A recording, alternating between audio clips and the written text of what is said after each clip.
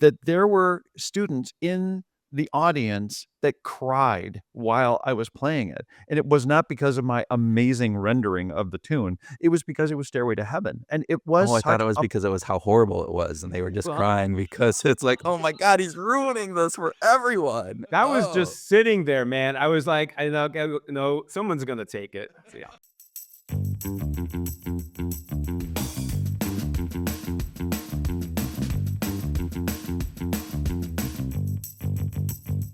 John Bargh, welcome to Groove Jams.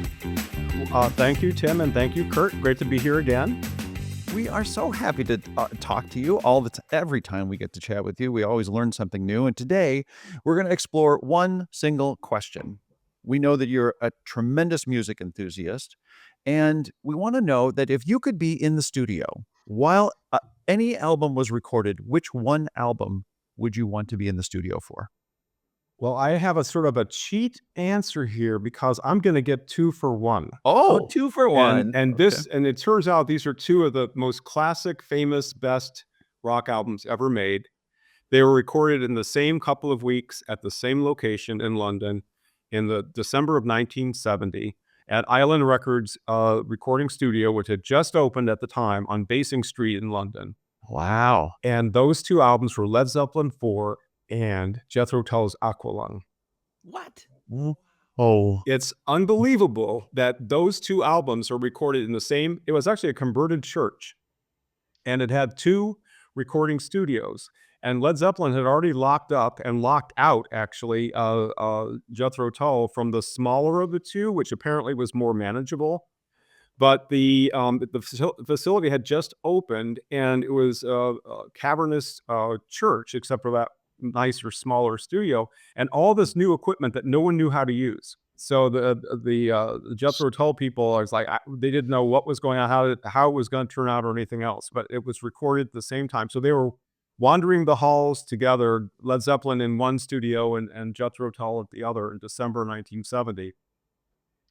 And what's amazing to me to find this out is that you basically have one acknowledged greatest guitar solo ever, and people always come, with Jimmy Page on Stairway to Heaven, Because Stairway to Heaven was on Led Zeppelin 4. That was right. actually I'm sorry. recorded Yes, at that it was. time. Yeah. So the last song on the first side, and right after, I should have it in front of me. One of my all-time favorite Led Zeppelin songs, Battle of Evermore, which was acoustic. Yeah. But it segued perfectly in the beginning of it set the stage perfectly for Stairway. So, and the second is Martin Barry's a guitar on Aqualung, which is very controlled. Doesn't go on and on. Doesn't is not flourishy and elaborate like Page's was, but is just perfect for that song. And if you have to go back and listen to it, you don't usually hear Barry's solo on Aqualung mentioned as one of the best solos of all time. I think it's from the top 5. I mean, I think it's up there. I mean, you can make a case; it could even be better than Page's. But Oh my god. That you Yeah. just made a controversial statement there, No, you John. can't You though. know You that. can't though. You can't though. You I can't. think You you can't. did. So I have a Yeah. question though, John. So you have the 2 artists going on in the 2 studios within this recording studio. Are you just bopping between both of them? Are you Oh no! making If I sure was that there you're for one, there I'd be there for for the other. You said which one would you want to be there in the studio for? It doesn't matter. I'm there, so I get both. The question wasn't like you have to be in all one. right, so Aqualung is being recorded. The song, they're going there. You got Ian and singing, and then at the same time over in the other area they're doing Stairway to I don't know, Heaven. Stairway to Heaven or what it is. Are you like having to split your energy and your I time? Are you strongly like, doubt no, it. I I mean, I am bet you could definitely here for probably this one? time share and go back and forth. You said which studio, and I picked the studio, and I picked the time, and You- they're both there. I mean, Yeah. what do we- Okay. So know. Island Studios on those couple of weeks. I mean, they recorded these in just a couple of weeks, right? What happened was, according to the stories I've read, that they do an initial session, and actually, Tull came back in February, so they're recording a lot of things. You can even look and see what order they recorded them on what days and stuff. There's a log about the studio has a log. I haven't seen that log for the Led Zeppelin 4. I've only seen it for Aqualung. And they came back in February 12th and finished it. So they did the master of Aqualung on February 15th or February 12th. I'm sorry, February 12th, because on the 15th of December, they laid down the initial outtake, the initial grooves The basic track, yeah. of The of groove, I like Aqualung, that. right? Nice. Right. And then finished up the actual, sprucing everything up later in February. But they were there those 2 weeks, and they didn't interact much. It wasn't like they hung out together and things like that. It was, I think Zeppelin came in and did their thing and then left. I think that it looks like Tull sort of hung out there more during that period, but they were both there in the same week. It's possible those two, like Kurt was saying, it's possible those two solos were recorded the same day. Wow. There's a good chance. It was a Friday in the middle of December. But I don't know. I don't know what Page's and Plant's recollection of that was. I haven't looked into that. I could probably, we all could go back and see his biographies and stuff and see. I might want to do that, actually. Yeah. But I know Ian Anderson has talked about it. Wow. Ian Anderson just seems like a really interesting, very interesting character.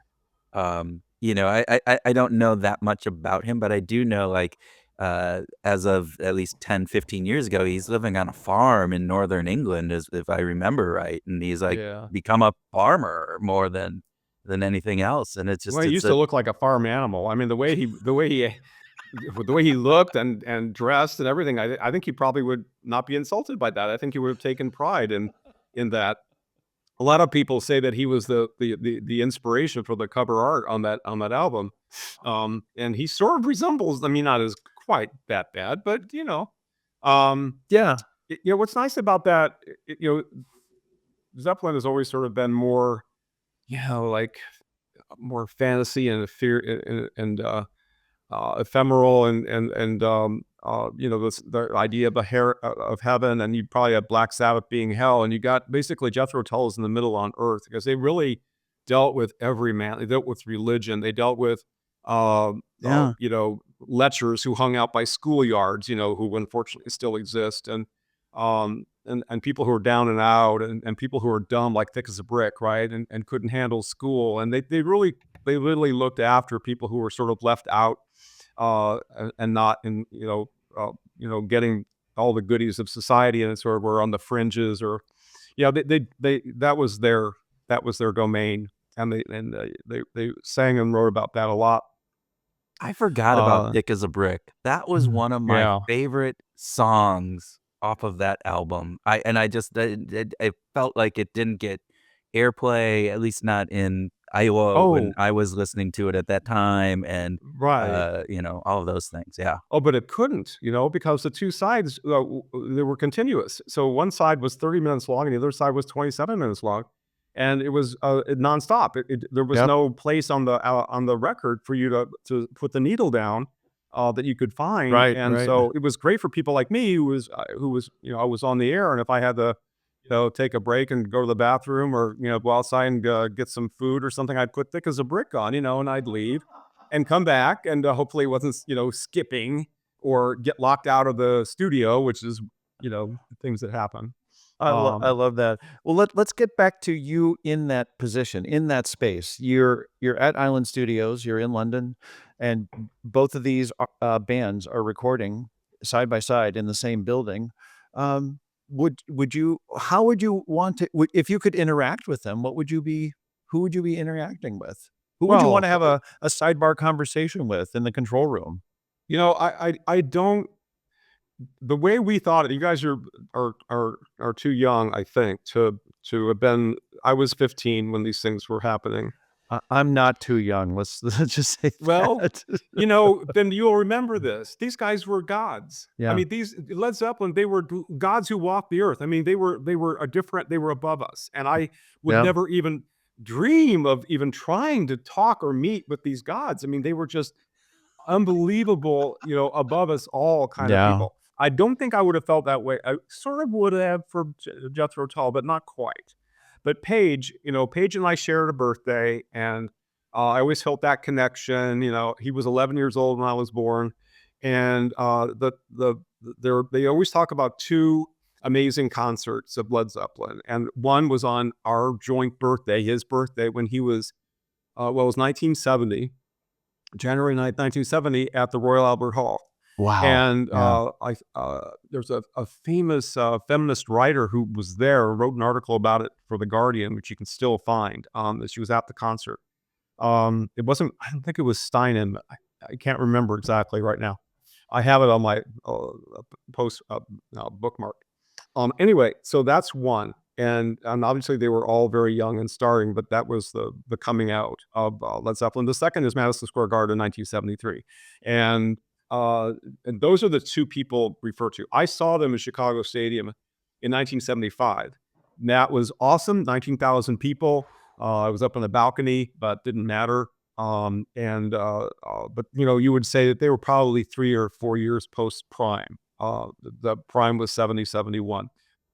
And they recorded the four in December 70, and it came out, I think, in May of 71 or something like that. Yeah. Yep. And we all know 1971 was this most incredible year. Unfortunately, so many deaths from heroin and other overdoses in 1971. I mean, you look at the list. Jimmy with Page, or excuse me, Not Jimmy Hendrix. Page. No, Jimi Fortunately, Hendrix. Jimi Hendrix, very Janis unfortunately, Joplin. Janis Joplin, Jim Morrison, Jim Morrison. in May in Paris, Yeah. and then you find out why. And I think one thing about this whole era of the studio recordings in London of the 60s, if anyone out there is interested in that, Eric Clapton's autobiography is incredible. Because like Page, he was a studio musician. Yeah, first and Before foremost. Cream, before Cream, and after that, and he was always more of a solo session guitarist more than a band guitarist. I mean, except for Cream, and Cream didn't last too long anyway. But the studio life, and you hear, Clapton and Jimi Hendrix were best friends, and he was actually found a guitar he was walking it over to give to Hendrix, and it was in September in 1971, I think. Could have been 1970. I think it was 70. I thought it was 70 when he died, but It could be. Yeah. I may have Hendrix in the wrong year, but he was actually walking over to give it to him in London around the Strand, and then that's when he found out that he had died the previous evening. And wow. It's all in the autobiography, but the studio life and the session life with these amazing guitarists, and everybody else. The Beatles were running around in their BW bus with flowers all over it, and the stories that Clapton tells about the 60s and studio session London are they're just every page is a gem. I mean, it goes downhill from the 70s on, because he gets into the heroin and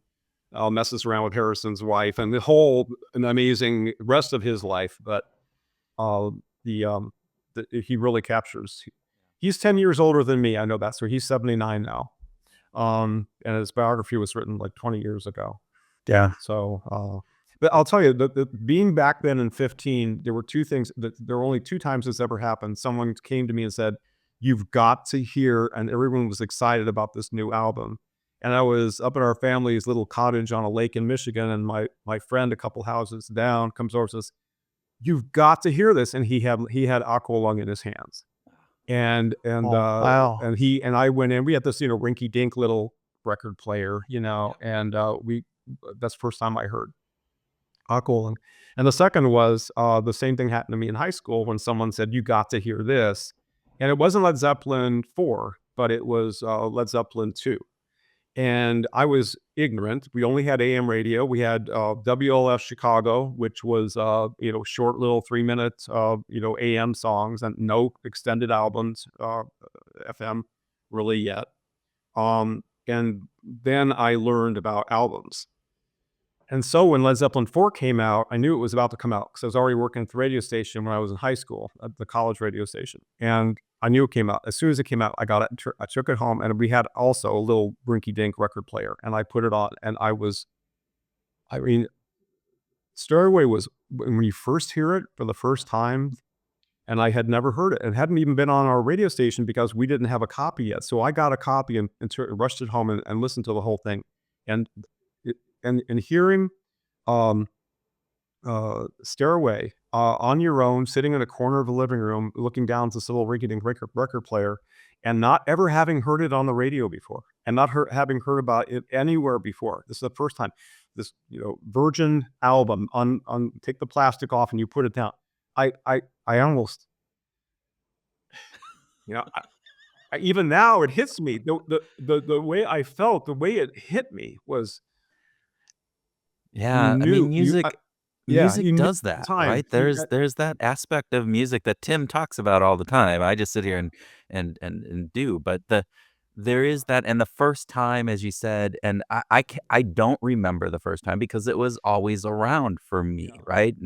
And I had never really noticed Yeah, that, but even Stairway to this day, if I hear it and you sit down, it is a powerful, moving Yeah. composition, from the music to the lyrics to the story of everything and how it all comes together, I think is fantastic. So, yeah, yeah. It hit me cold, which was the thing. I mean, yeah. totally cold. I didn't know, I wasn't prepared for it. Stairway to Heaven And had that ability to do all the time.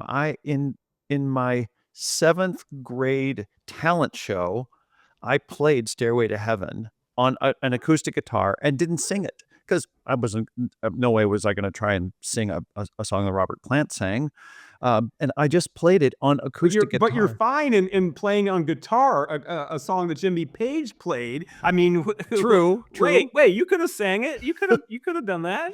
I remember, You should have. and by the way, this is not just my memory, but I've had friends, confirm that this was the case, that there were students in the audience that cried while I was playing it, and it was not because of my amazing rendering of the tune, it was because it was Stairway to Heaven, and it was Oh, I thought such it was a because it was how horrible it was, and they were just Well, crying because it's like, "Oh my god, he's ruining this for everyone." that was Oh. just sitting there, man. I was like, no, someone's gonna take it. So, yeah.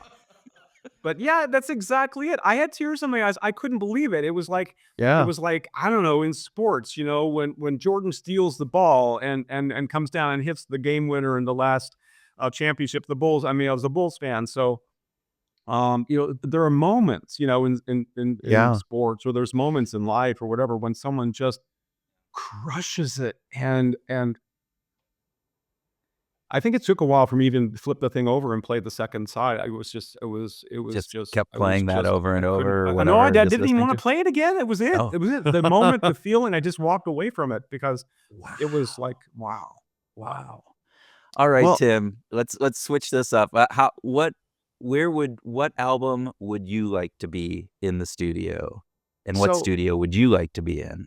so I have so many favorite musicians that I love their work of, that have been recorded in environments that were not in the studio all the same time. Like Hotel California by the Eagles is an amazing song. It's an amazing record, but they were at each other's throats.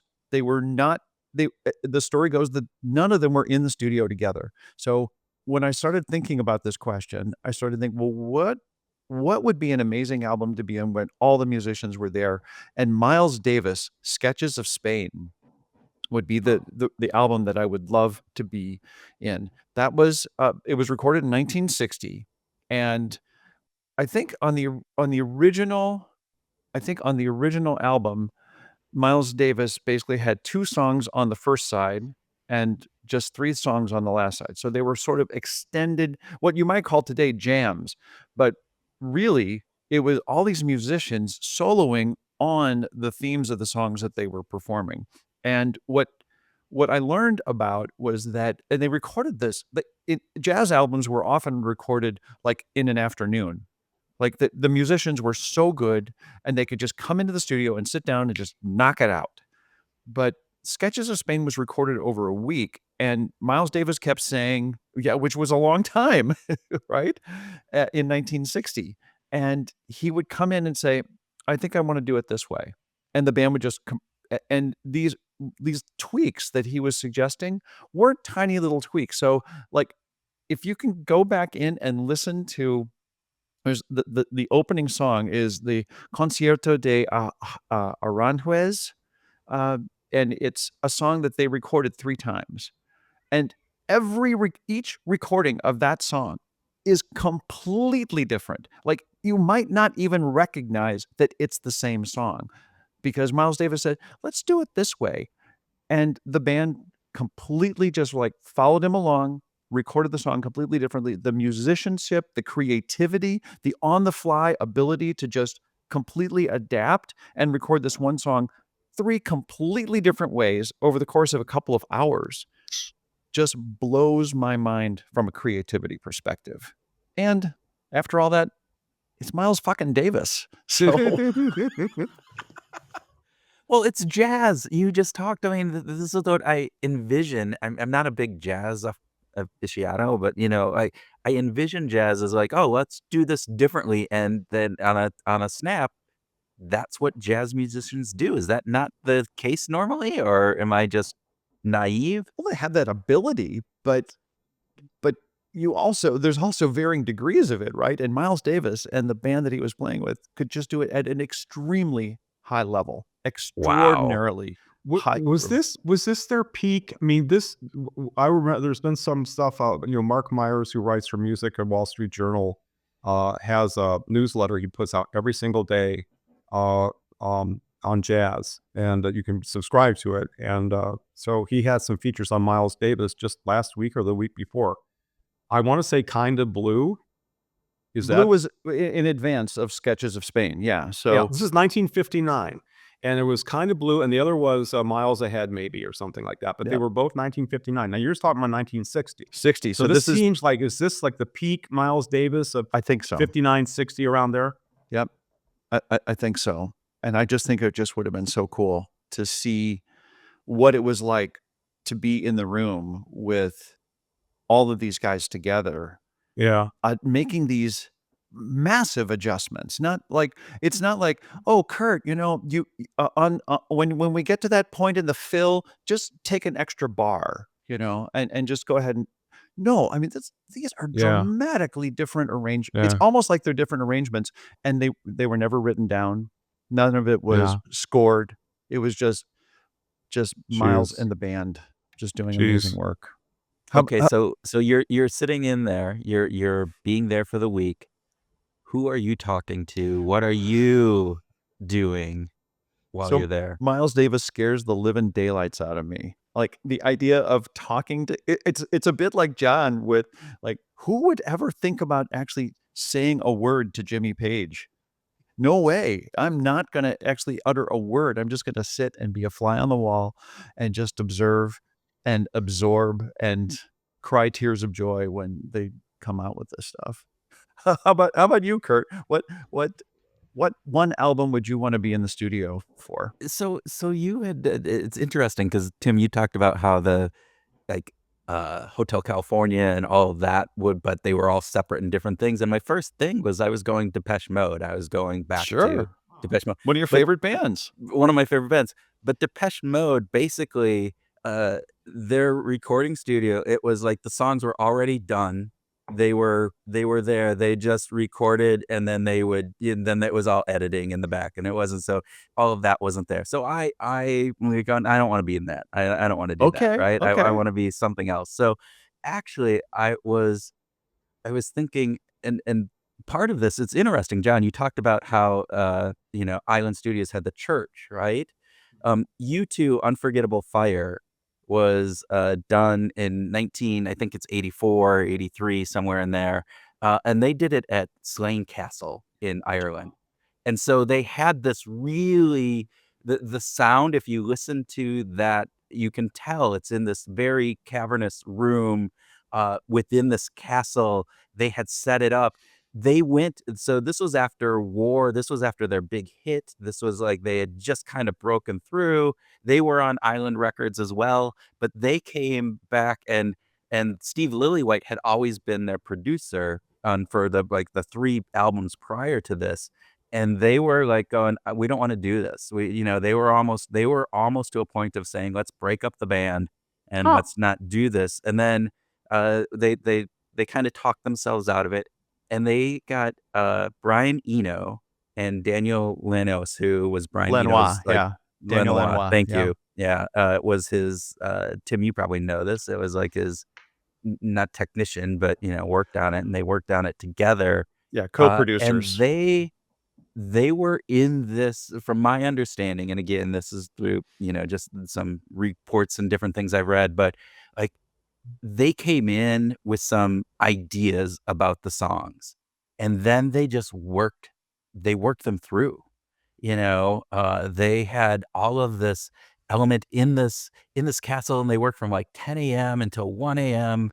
for, week, on this. And I just think that would have been fascinating for me to be a part of, and just to sit on and just listen and watch and see how that creative mode of taking a song from Mhm. this seed of a idea, a germ of an idea, into something that became, just crazy, right? So, Which, and of course, and the interplay between Daniel Lanois and Brian Eno and the band would have been so cool. I mean, because out of that album came Pride in the Name of Love, like, Pride in the Name of Love, Bad's on that album. It's a A Sort fantastic of record. Homecoming, which is one of my favorite U2 songs.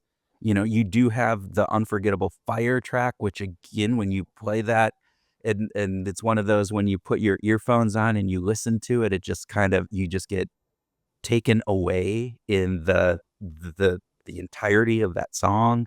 But the It's but just the crazy. process, I mean, talking about the process, I go back to the Aqualung and the, Led Zeppelin 4 records, right?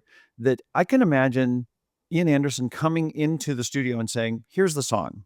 What do you think, guys?" Or, I mean, Jimmy Page and Robert Plant got co-writing credit on a lot of songs because I think I got the I have the impression, John, you're more of a Zepp aficionado on this, but I had always had the impression that Jimmy could come in and say, "Here's the idea. Here's sort of the song base," and Robert Plant would riff on lyrics and sort of fill things out. Is that Yeah, yeah. right? Page never wrote a lyric. Yeah. Page says it's all Plant. Plant wrote. So people said, "What a beautiful song!" The lyrics, and people give Page credit. He says, "Don't give me any credit.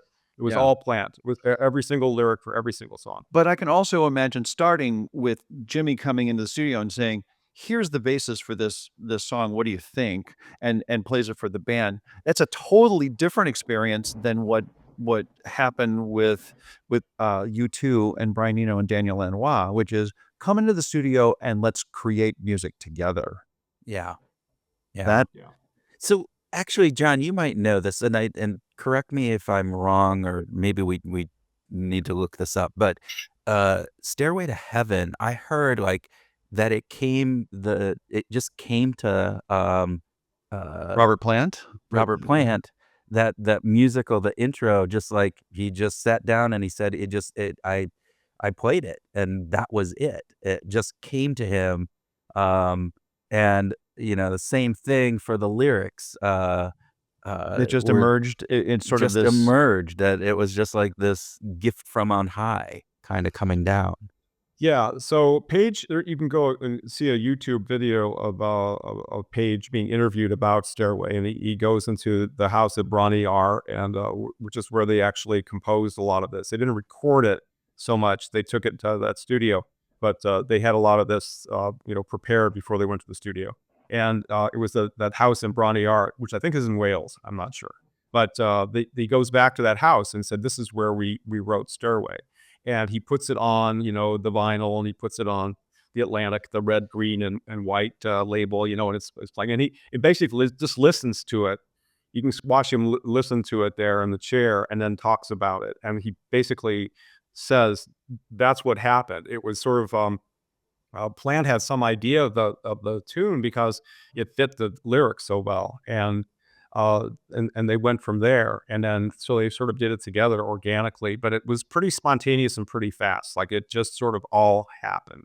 Like everything was before that was preamble to this song. Yeah. And it builds and it builds. It's like like Pachelbel's canon, or I'm sure there's other examples of, oh, I'm missing one. It's an obvious one, but the song that just it builds and it builds and it builds to this climax, and obviously that's what happened there. It was really organic, but Page tells the whole story on this video, this interview about 2008 or 9 or so. Yeah. Yeah, and if I remember, my sister was a DJ in the 70s at a radio station, and she told me, that was the number one requested song for radio play throughout the 1970s, Absolutely. by a long shot. Yeah. No competition. And Yeah. isn't No it kind of competition. ironic that it was Dark Side of the Moon that outlasted it on the charts? Like that Pink Floyd's Dark Side of the Moon, I think was still on the top 100 charts as late as like the mid 1990s. Yeah. Wow. Just had this crazy longevity, this Yeah. long tail for that album. So do you know the story about Dark Side of the Moon? You know the story of Wizard of Oz? You know this? Okay, because I've actually done this. You know that story? Okay. Yeah. All right, Go all ahead, right. John. All right, Tell well, it. tell Yes. it. All right, Yep. now you Well, got to tell it here. Okay, so you play Dark Side of the Moon, the album, while you're watching Wizard of Oz, and the key is to start it at the third lion roar at MGM, like at the beginning of the movie, MGM roar, roar. Then the lion looks all cool and looks to the side like, hey, yeah, I'm the lion, and he goes roar. So the last roar is when you let the vinyl loose. You have it queued up. Now I don't know how you do it with tapes and stuff, but with the record, and then it's the soundtrack to Wizard of Oz. And things that are said in the lyrics that totally correspond to the moment in the movie, like something about the witch, or something about the lion, or something about being on the yellow brick road, and it goes all the way through the movie.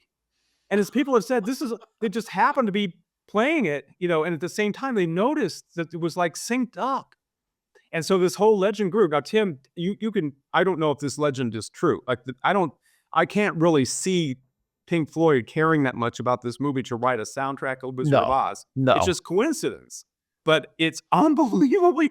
So everybody out there, do this. I mean, play it so it starts. I think it starts with time, right? With the clock. It does. Tick, No, tick, tick. Speak to Me. I thought Speak to Me was actually the first track, but Okay.